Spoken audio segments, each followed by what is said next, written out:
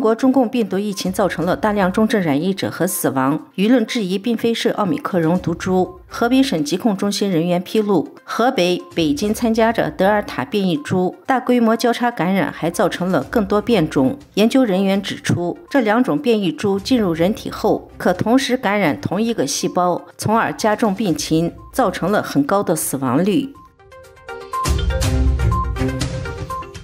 12月30日，习近平和俄罗斯总统普京进行了视频会谈。根据路透社报道，习近平告诉普京，面对困难的国际形势，准备增加战略合作。普京邀请习近平2023年春季对俄罗斯进行国事访问，加强两国的军事合作。在俄罗斯国家电视台播放的两国领导人视频会议的介绍性发言中，普京说，俄中关系的重要性作为一个稳定因素正在上升，在深化两国发展军事和军事技术上的合作。普京称，在整个俄中合作的综合整体中，军事和军事技术合作占有特殊的地位，它有助于国家的安全和维护关键地区的稳定。双方的目标是加强俄罗斯和中国的武装部队之间的互动。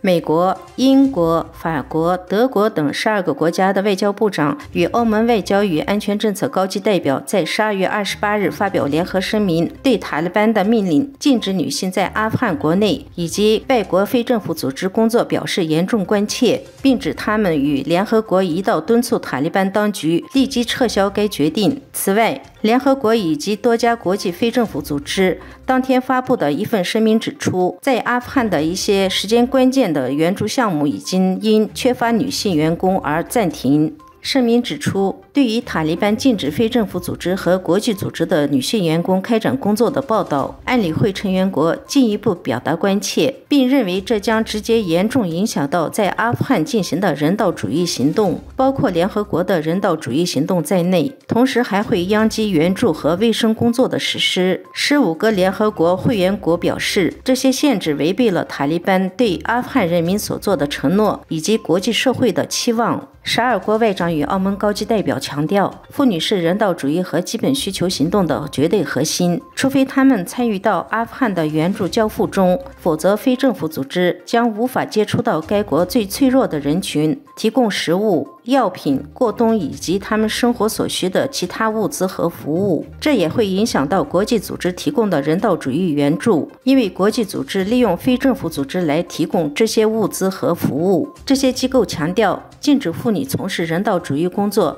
对所有阿富汗人都会产生直接的生命威胁。由于缺乏女性工作人员，一些时间紧迫的项目已经不得不暂时停止。当前，阿富汗有2800多万人，包括数百万妇女和儿童，需要援助才能生存，因为该国正在努力应对饥荒状况、经济衰退、根深蒂固的贫困和残酷的冬天的危险。